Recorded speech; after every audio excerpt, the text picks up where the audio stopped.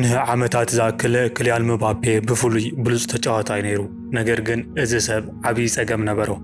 ርኢኹም ንሱ ኣብ 19 ዓመቱ ናይ ዓለም ዋንጫ ተዓዋቲ ኣብ ምድርና እቲ ዝቐልጠፈ ተጻዋታይ እሞ ድማ ናይ ክርስቲያኖ ሮናልዶ ወራሲ ተባሂሉ ዝሕሰብን ትጽቢት ዝግበረሉን ነይሩ። ነፍሲ ወከፍ ብሌነር፣ ነፍሲ ወከፍ ናይ ስፖርት ዳይሬክተር፣ ነፍሲ ወከፍ ናይ ማቻ ስፖንሰራት ወጻኢኦም ኣብ ዝርኡ ካንጹ ዝተመነይዎ ተጻዋታይ። ኣብ መወዳእታ ድማ ኣብ 2024 ንሪያል ማድሪድ ክፍርም ከሎ ናይ እግሪ ኩዕሶ ታሪኽ ፍጹም ክገብሮ እዩ ተባሂሉ ዝተተንበየሉ ተጻዋታይ ነይሩ።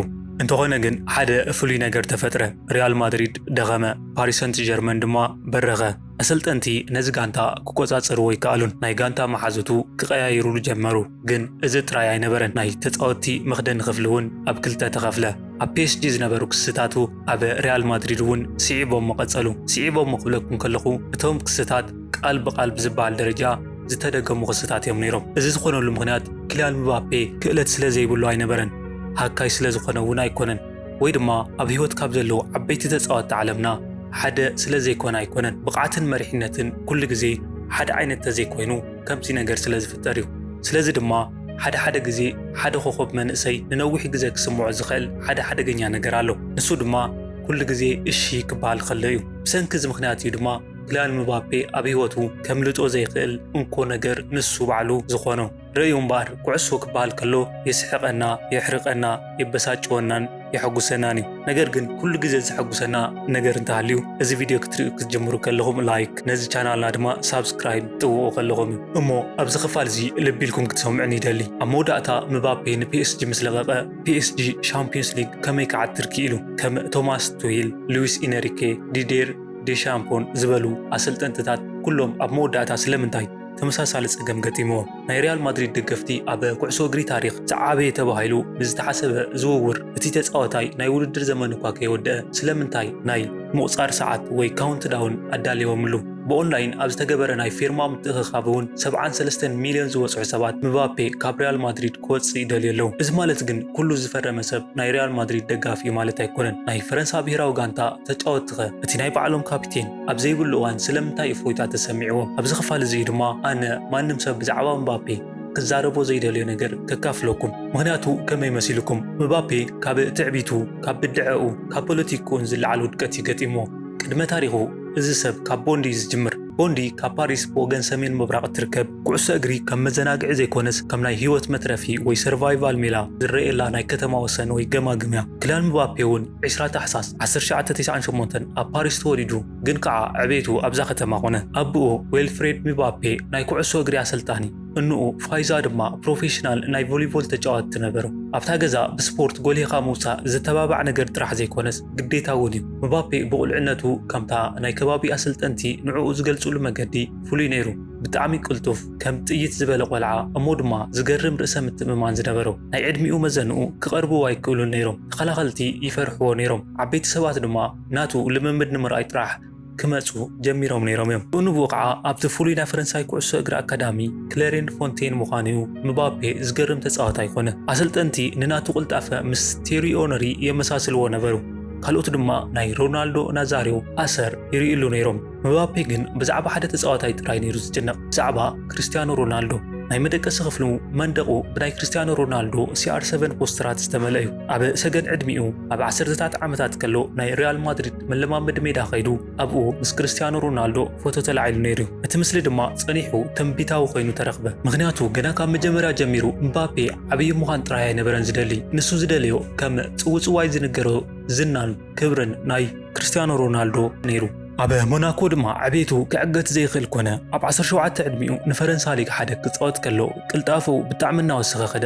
ማንቸስተር ሲቲ፣ ቦሩሲያ ዶርትመንድ፣ ጁቬንቱስ፣ ኤውሮጳ ሓደ ዓብዪ ኣብ ልዕሊ ዓበይቲ ተኸላኸልቲ ዝፍራሕ ሕድኣት ዝሓዘ መጥቃዕቲ ከውርድ ዝኽእል ህፃን ተዓዘቡ። ኣብ 2018 ድማ ኩዕሶ እግሪ ኣቐዲሙ አንጊስዎ ኣኽሊሉ እውን ደፊኡ ኢሉ። ኣብ ናይ ሩሽያ ዓለም ዋንጫ ምባፔ ካብ ፔሌ ጸኒሑ ኣብ ናይ ዓለም ዋንጫ ፍጻመ ጎል ዘእተወ ቀዳማይ ተራማይ ክኾን ክኢሉ እዩ። ፈረንሳይ ተዓወተት፣ ብሓጎስ ፍንጭሕ በለት። ስፖንሰራት መፁ፣ ናይ ምቾት ብራንድታት እውን መፁ፣ ናይ መጽሔት ገጻት እውን ብክልያን ምባፔ ተመልኡ። ካብዚ ንድሓር ግን ብስቕታ ታሪኹ ክቕየር ጀመረ። ምክንያቱ ሓደ ተጫዋታይ ዕድሚኡ 20 ዓመት እኳ ከይመልኦ ኣብ ዓለም ለኸ ደረጃ ዘይትንከፍ ክኸውን ከሎ ኣብ ዝርኡ ዘለዉ ሰባት ከም ኩዕሶ እግሪ ተጻዋታይ ገይሮም ዘይኮነስ ከም ሓደ ዓብይ ሃፀያዊ መንግስቲ ወይ ኢምፓየር ገይሮም እዮም ዝርእይዎ። ግን ኣብዚ ድማ ሓደ ነገር ክነግረኩም ምባፔ ኣብ 19 ዓመቱ ዝተለክዐን ዝተሓሰበን ዝናን ይነበሮን። ብርግጽ ንብዙሓት ኣሕጒስዎም ነይሩ፣ ሓደገኛ ነይሩ፣ ነፃነት እውን ነበሮ። ኣብ ልዕሊኡ ድማ ፍሜስ ወይ ፍሉጥ ኮይኑ እዩ። ኣብ 2018 ዓለም ዋንጫ ኣብ ልዕሊታ ብሌንን ሜሲ ትምራሕ ኣርጀንቲና ብቕልጣፈ ክዕብልል ከሎ ባዕሉ ኩዕሶ እግሪ ኣብ መንጎ ወለዶታት ስግግር ወይ ቅብብል ዝገበረ ይመስል ነይሩ። እንተኾነ ግና ተንተንቲ ምባፔ ኣብ ዓለም እቲ ዝዓበየ ተፃዋታይ ክኸውን ኢሎም ሓቲቶም ኣይፈልጡን። ዝሓትዎ ሕቶ እስካብ ዝኸውን ክንደይ ግዜ ይወስደሉ ዝብል ጥራሕ እዩ። ፈረንሳይ ድማ ከም ተፃዋታይ ጥራይ ዘይኮነስ ከም ሓደ ተስፋ እያ ትሪኦ። ከምዚ ዝበለ ኣድናቆት ድማ ንሰባት ይልውጦም እዩ። ብፍላይ ድማ ዝና ቅድሚ ብስለት ክመጽእ ከሎ ኣብ 2019 ድማ ቶማስ ቱሄል ንፒኤስጂ ከሰልጥን መጸ። ንሱ ኣብ ታክቲኩ ጽኑዕ ብስምዒቱ ድማ ሓያል ሰብ እዩ።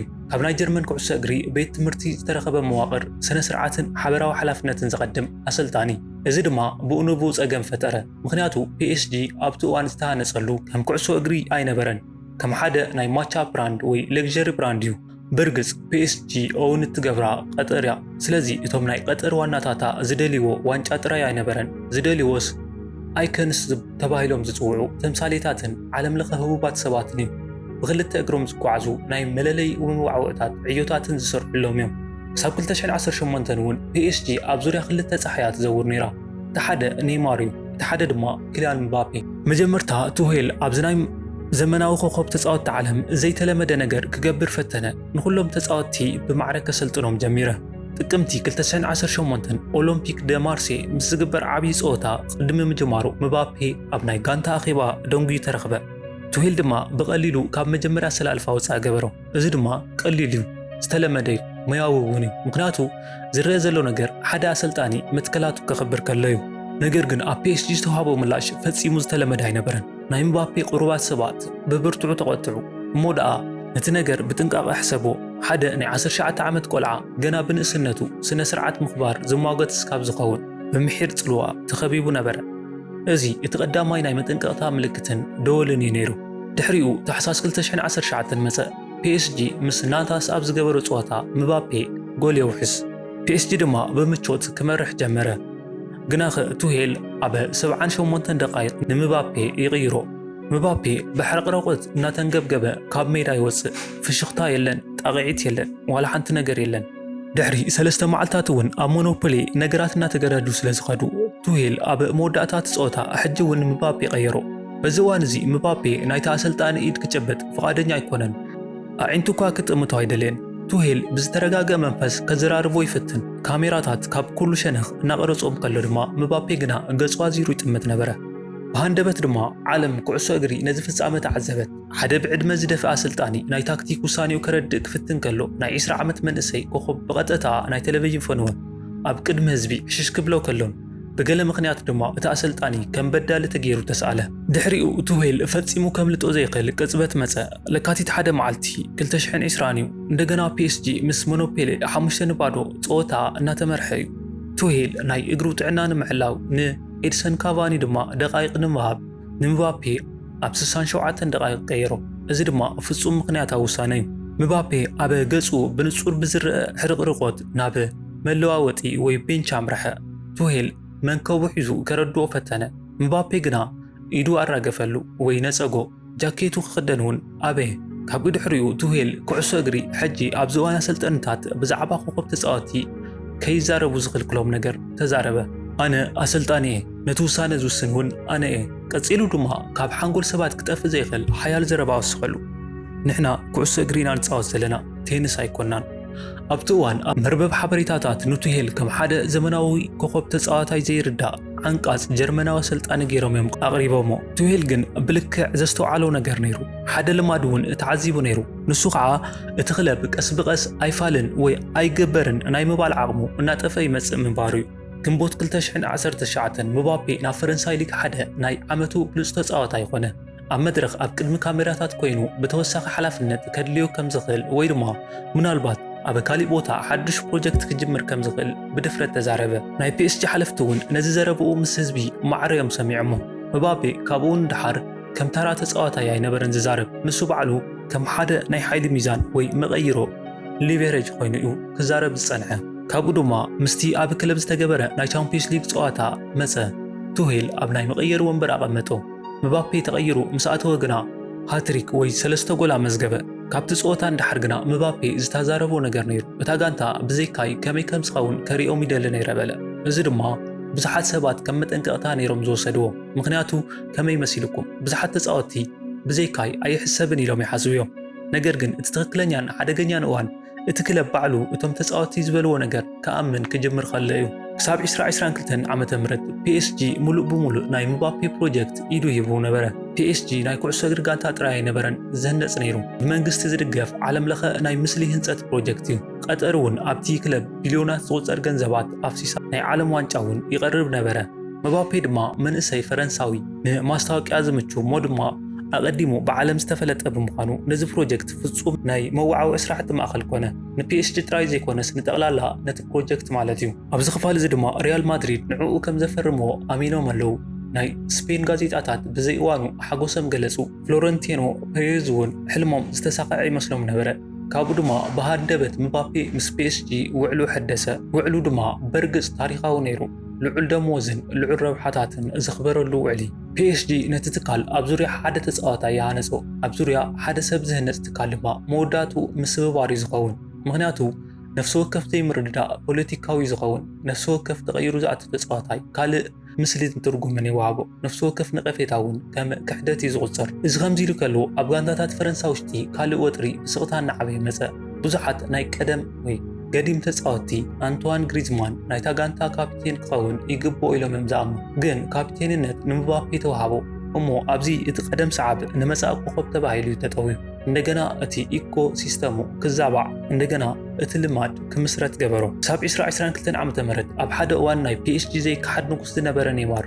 እኳ ናይቲ ሚዛን ምልውዋጥ ከስተውዕሎ ጀሚሩ ፍጹም ቅላዕ ንምውቃዕ ኣብ ቅድሚ ህዝቢ ክትዓት ተፈጠሩ ኣብ ሜዳ ዘይምችዋት ናይ ኣካል ምንቅስቃሳት ወይ ቦዲ ላንጉጅ እውን ይረኣዩ ነይሮም ኣብ ፈረንሳይ መራኸቢ ብዙሃን ንምባፔ ከም መጻኢ ተስፋ ንኔይማር ድማ ከም ሓደ ክቡር ፀገም ወይ ጣጣ ገይሮም ክስእልዎ ጀሚሮም ኣብ PSG ውሽጢ ነቐፌታታትን ምልስላሳትን ይከኣል ነይሩ ይኸውን ኣብ ሪያል ማድሪድ ግና ነቐፌታ ዝረኣየሉ ናይ ባዕሉ ኩርናዕ ኣለዎ ካብኡ ድማ ኣብ መወዳእታ 2024 ዓመተ ምህረት ምባፔ ንሪያል ማድሪድ ተጸንበረ እዚ ዝውውር ድማ ናይ ሕልሚ ዝውውር ነበረ ናይ ዲ ስቴፋኖስ ክለብ ናይ ዚዳን ናይ ክርስቲያኖ ሮናልዶ ናይ ሻምፒየንስ ሊግ ነገስታት ነገር ግን ሪያል ማድሪድ ካብ PSG ጋንታ ብጣዕሚ ዝተፈለዩ ኣብ PSG ተፃወቲ ካብ ጋንታ ንላዕሊ ዝገዝእዋ ይመስሎም ነይሩ ኣብ ማድሪድ ግና እቲ ትካል ንኮኸብ ብሂወቱ ከለዉ ዝውሕጦም እዚ ነገር እዚ እንተዘይደኣሚንኩም ንንበዓል ካካ ኤደን ሃዛርድ ዴቪድ ቤካምን ተዓዘቡ በሓፂሩ ኣብ ማድሪድ ውሽጢ ብኡንብኡ እንተዘይተዓዊትካ ዋጋ ይብልኻን ግን እቲ ኣጋጣሚ ድማ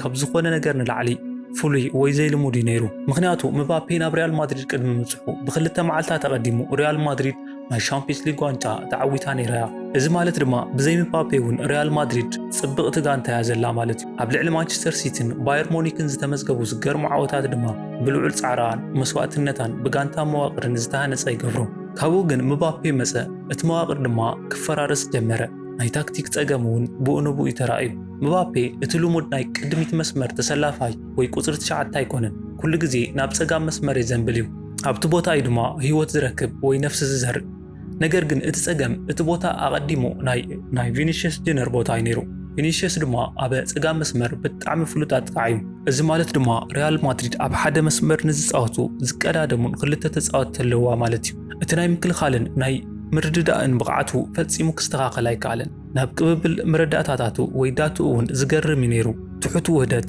ትሑት ሰሚዒታዊ ምትእስሳር ካብኡ ድማ ምትእስሳር ንምፍጣር ወይ ኮኔክት ንምግባር ናይ ርክብ ምስኣን ዝገደደ እናኾነ ኸደ እዚ ከምዚ ኢሉ ከሎ ጁድ ቤሊንግሃም ናይ መስዋዕትነት በጊዕ ኮነ ከምቲ ናይ ቀደም ውድድር ዘመን ብነፃነት ናብ ናይ ተጻራሪ ጋንታ ሳፅን ወይ ቦክስ ውሽጣ ካብ ምእታው ተዓቂቡ ክፍቲ ቦታታት ክሽፍን ጀመረ ናብኡ ንድሕሪት ብምምላስ ናብ መስመር ብምውፃን ናይ መዋቕር ክፍተታት ንምፅጋን እዩ ዝሙክር ነይሩ ካብኡ ድማ ካሊእ ኣዕናዊ ዝበሃል ፍጻመ ተኸሰተ ቶኒ ክሩስ ጫማው ሰቐለ ብሃንደበት ማድሪድ ነቲ ህውከት ወይ ትርምስ ዝቆፃፀር ኣእምሮኣ ሰኣነት ቶሚ ክሩስ ንረኣዩሉ ዝፃወት ኣይነበረን ንሱ ናይታ ጋንታ ሚዛን ነበረ ቅልጣፍኣን ዘይዛሪ ስምዒታን ዝቆፃፀር ብዘይክኡ ናይ ማድሪድ ንተፃራርቲ ጋንታ ናይ ምፅቃጥ ወይ ፕሬሲንግ መዋቕሩ ዝያዳ ተዳኸመ ናይ ምባፔ ናይ ምክልኻል ተሳትፎ መውሓዱ ድማ ነቲ ፀገም እናጋደዶ እናበኣሶን ይመፅዩ ኣብቲ ናይ መጀመርያ መስመር ተጸቒጡ እንተዘይተጻዊቱ እቲ ካልኣይ መስመር ይፈርስ። እቲ ካልኣይ መስመር ክፈርስ ከሎ ድማ እቲ ማእኸል ሜዳ ንመጥቃዕቲ ይቃላዕ። ሃንደበት ድማ ተጻወትን ተጻረርቲ ጋንታ ብማእኸል ናብ ቀደዱ ዝሓለፍዎ ጋንታ ኮነ። ብሓፈሽኡ ናይ ሻምፒየንስ ሊግ ምሸታት ምቾት ዘይብሎም ኮይኖም ብምቕጻል ድማ ናይ ስምዒት ንቕዓት ወይ ጋግ ክረኣዩ ጀመሩ። ቪኒሲየስ ጁኒየር ንማድሪድ ስምዒታዊ መሪሕ ንምዃን ብዙሕ ዓመታት ለፊዑ ክብለኩም ከለኹ ድማ ዓሌታውነት እናተቓለሰ ምስ ጋንታ ድማ ሓያል ምርድዳእ ብመናጽን ጀሚርዎ። ካብኡ ድማ ብሃንደበት ናይ ዓለም ትኩረት ኣንፈቱ ቀየረ። ምባፔ ናይ ፕሮጀክት ቀንዲ ገጽታ ኮይኑ መጸ። እቲ ዝለዓለ ደሞዝ፣ እቲ ዝዓበየ ናይ መወዓውዒ ማሽን፣ ናይ መጻኢ ባላንዶር ተስፋን እሱ ኾነ። ቀስ ብቐስ ድማ እቲ ድባብ ተለዋወጠ። ተንተንቲ እታ ጋንታ ኣብ ትሕቲ ወጥሪ ከም ዘላ ክገልጹ ጀሚሮም እዮም። ርክብ ዘይብሎም ነንሕድሕዶም ዝቀዳደሙን ትዕቢት ወይ ኢጎ ዘለዎም ናይ ኣካል ምንቅስቓስ ቦዲ ላንጉጅ እኳ ከይተረፈ ናይ ዜና ኣርእስቲ ክኸውን ጀመረ። ፍጹም ቅላዕ መን ይቐልዓ፣ ኣብ ናይ ክለብ ኣኼባታት መን ይመርሕ፣ ማእኸል ቦታታት መን ይሕዝ፣ እቲ መዋቕር ሓለዋ ዝገበረሉ ንመን እዩ። ከም ሪያል ማድሪድ ዝበሉ ክለባት ድማ ነዞም ነገራት ዓብዪ ትርጉም ይህብዎም እዮም። ምክንያቱ ናይ ዓበይቲ ተጻወትቲ መለዋወጢ ክፍሊ ብዘይረአ ናይ ስልጣን ተዋረድ ወይ ሄራርኪ እዩ ዝሰርሕ። ሓንሳብ እቲ ተዋረድ ንጹር እንተዘይኮይኑ ድማ ግጭት ኣብ ኩሉ ቦታ ይለዓል። ካብኡ ድማ ዓለም ለኸ ውዝግባት ሰዓቡ። ናይ ስቶክሆልም ጉዕዞ ናይ ምሸት ክለብ ዜናታት ጸኒሑ እኳ ብዘይ ምንም ክሲ ዝተዓጽወ ምርመራ እንተኾነ ብሕጊ ወገን ምባፔ ንጹህ ኮይኑ እኳ እንተወፀ ብዝና ወገን ግን እቲ ጉድኣት ኣብ ኤውሮጳ ምሉእ ተናፊሱ እዩ። ምናልባት እውን ካብ ኩሉ ንላዕሊ ድማ ኣብ ናይ ፈረንሳ ብሄራዊ ጋንታ ውሽጢ ንሱ ብዘይ ምንባሩ ሓደ ተጻወትቲ እፎይታ ከም ዝተሰምዖም ዝሕብሩ ጸብጻባት ወፁ። ከምዚ ዝበሃል ዘሎ ኣብ 2018 እንተዝኸውን እቲ ነገር ክንደይ ናይ ዓቕምን ተኣማንነትን ከም ዘይህልዎ ሕሰብዎ። ናይ ፈረንሳይ ፍቱው ወዲ ናይ ዓለም ዋንጫ ጅግና እቲ ካፒቴን ሕጂ ግና ንሱ ኣብ ዘይብሉ እዋን እቲ ድባብ ዝቐለለ ክኸውን ከም ዝኽእል ኣብ ናይ ኩዕሶ እግሪ ዓለም ዝስምዑ ናይ ሕሽኽሽኽታ ወሬታት ኣለዉ። እዚ ድማ ብዛዕባ ክእለት ኣይኮነን፣ ብዛዕባ ስምዒታዊ ስሕበት ወይ ኢሞሽናል ግራቪቲ ወይ ድማ ስምዒታዊ ክብደት እዩ። ክሳብ 2025 መጀመርታ ሓደ ዝገርም ነገር ተፈጥረ። ናይ ኩዕሶ እግሪ ዓለም ንድሕሪት ተመሊሱ ናይ ቶማስ ቱሄል ሓሳብ ክምርምሮ ጀሚሩ። ምክንያቱ ብሃንደበት ነፍሲ ወከፍ ኣሰልጠንቲ ተመሳሳሊ ጸገም ዝገጥሞም ይመስል ነይሩ። ቱሄል፣ ሉዊስ ኤንሪኬ፣ ዲሻምፖ፣ አንቸሎቲ ዝተፈላለዩ ሃገራት ዝተፈላለዩ ናይ ጾታ ስልትታት ግን ያውት ተደጋጋሚ ወጥሪ እሞ ድማ ብሃንደበት ቱሄል ኣብ 2020 ዝተዛረቦ ነገር ንድሕሪት ክምልስዎ ጀመሩ። ንሕና ኩዕሶ እግሪና ንጻወት ዘለና ቴኒስ ኣይኮናን ዝብል ኣብቲ እዋን ሰባት ተላጊጾምሉ ነይሮም። ሕጂ ግና እቲ ዘረባ ካብ ነቐፌታ ንላዕሊ ከም መጠንቀቕታ ኮይኑ ክስማዕ ጀመረ። ምክንያቱ ቱሄል ምባፔ ብቕዓት የብሉን ኢሉ ኣይፈልጥን፣ ክፉእ እዩ ኢሉ እውን ኣይፈልጥን። እቲ ናይ ሓቂ ፍርሑ ካብዚ ዝቐለለ ነይሩ። ንሱ ዝፈርሖ ኣብ ዙርያ ምባፔ ዘሎ ስነ ህይወት ወይ ኢኮሲስተሙ ኣብ መወዳእታ ንዕኡ ብሓቅነት ክገጥሞ ብጣዕሚ ክፈርሖ እዩ ዝብል ነይሩ። ሓንሳብ እቲ ነገር ከምኡ እንተኮይኑ ድማ ሓደ ተጻዋታይ ዕብየቱ የቋርጽ። ክርስቲያኖ ሮናልዶ ፈርጉሰን ነይርዎ እዩ። ማይክል ጆርዳን ፊል ጃክሰን ነበሮ። ግን እቲ ዝሕዝን ነገር እንታይ ከም ዝኾነ ትፈልጡ ዶ? ካብ ዝኩሉ ፍጻመታት እንድሓር ምባፔ ጥፍኣቱ ዝኣመነ ወይ ጸገሙ ዝፈልጥ ሰብ ኣይመስልን። ግን ድማ ክትሓስብዎ ከለኹም ጨካን ወይ ሰይጣን ኣይኮነን፣ ክፉእ ሰብ እውን ኣይኮነን። ነዚ ታሪክ እዚ ዘጸይፍ ዘይኮነስ ኣሕዛኒ ዝገብረ እውን ዝኽፋል ይመስለኒ። እዚ ቪድዮ ክሳብ ሕጂ ኮፍ ኢልኩም ትሪእዎ እንተሃሊኹም ነታ ላይክ እትብል መጠወቒ ዘይጠወቕኩም ሰባት ላይክ በሉለይ። ሳብስክራይብ ዘይገበርኩም ሰባት እውን ሕጂ ኸይድኩም ጠውቕሞ ኮሪዕኩም ናይዛ ቻናልና ስድራ ቤት ኩኑ። ኣብ ገጻሊ ብኻሊእ ብዝገርም ዛንታ ወይ ስቶሪ ስካብ ንራኸብ ድማ ሰላምኩም ይብዛሓለይ። ቻው ቻው።